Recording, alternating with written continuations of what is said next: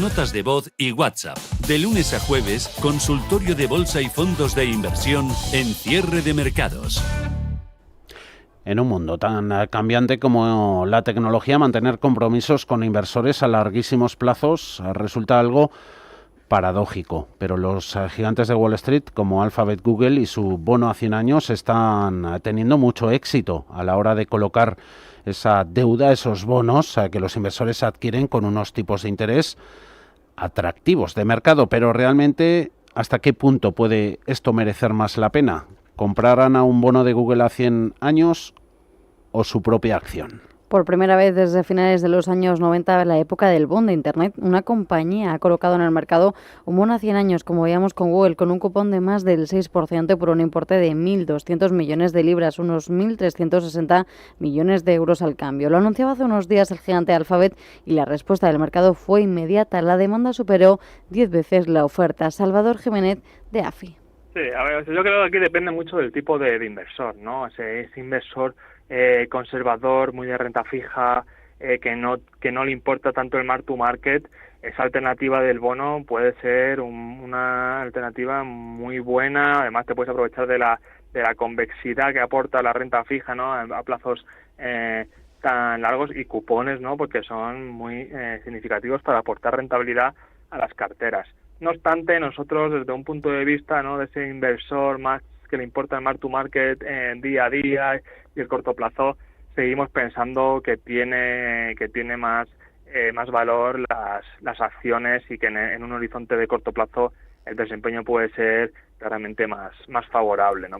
La última tecnológica en hacerlo fue hace 30 años, Motorola, fundada en 1928, compañía que no ha cumplido las expectativas de aquel momento y que hoy trata de flotar como puede. De hecho, casualidades de la vida, Google compró Motorola por más de 12.000 millones, pero quien sigue pagando el bono es Mobility Solutions, que se escindió del negocio de los móviles. Manuel Pinto, jefe de análisis de XTB. Nos parece complicado. Entonces, bueno, yo creo que siempre mejor acciones que bonos, que luego además encontramos muchísimas dificultades. Por ejemplo, en el año 2020 con el COVID yo lo viví en directo, cuando los clientes querían vender bonos en directo, bonos sueltos. La falta de liquidez que había en el mercado provocaba que un bono cotizando a 90, 95 se vendiese a lo mejor a 70, porque nadie quería comprarlos, porque no había liquidez en las acciones. Bueno, pues encuentra más liquidez y nos va a permitir tener esa oportunidad de venderlo en el caso de que veamos una situación delicada, ¿no? Yo creo que me decantaría antes por acciones que por bonos. Antes de Motorola registraron este tipo de emisiones, por ejemplo, IBM en 1996 o Walt Disney en 1993. Los cupones superaban el 7% en aquel momento. Lo raro de esta historia es que las operaciones las siguen largo las compañías precisamente tecnológicas, que están muy expuestas, nos decían los analistas, a disrupciones del mercado o cambios regulatorios que puedan chafar el modelo de negocio rápidamente. Miguel Ángel Temprano, gestor independiente. Las acciones de Alphabet son renta variable. Eso significa crecimiento potencial, exposición a la inteligencia artificial, publicidad digital, cloud computing, pero también significa una alta volatilidad. Se puede ganar mucho si el negocio sigue expansionándose, pero a cambio se asume un riesgo de mercado, de regulación, de competencia o inclusive de ciclos tecnológicos. Por contra, un bono a 100 años es otra lógica completamente diferente. Es renta fija a larguísimo plazo. Te ofrece una rentabilidad conocida si lo mantienes hasta el vencimiento, pero te expone un riesgo enorme de tipos de interés. Si los tipos suben, el precio del bono cae y lo hará con mucha fuerza.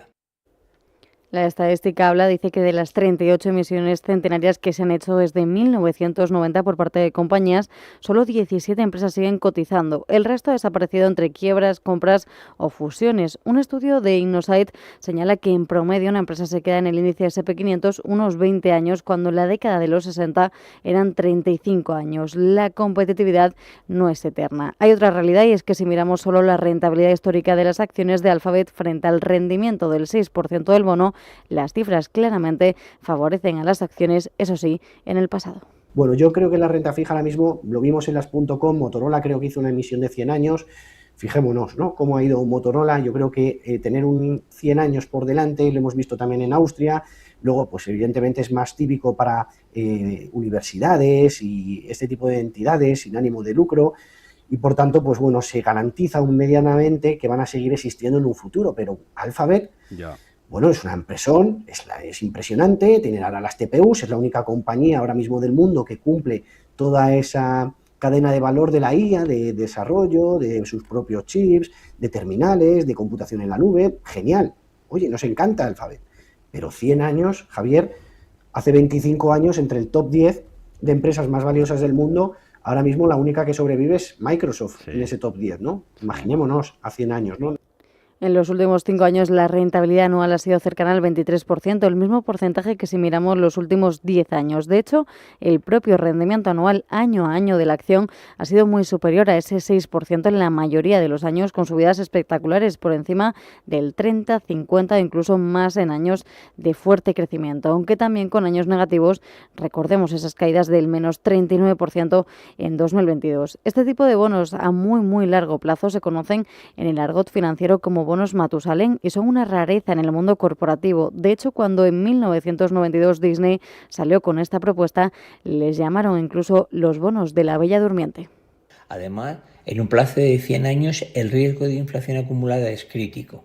Te protege menos frente a escenarios de crecimiento fuerte y más frente a escenarios de desaceleración o búsqueda de refugio.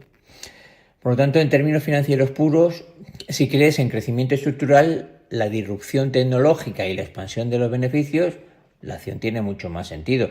Pero por contra, si buscas estabilidad relativa a flujos predecibles, el bono encaja más, aunque con un riesgo de duración muy elevado. En definitiva, no es una cuestión de qué es mejor, sino de qué perfil de riesgo tiene cada uno y qué escenario macro cada uno es capaz de anticipar.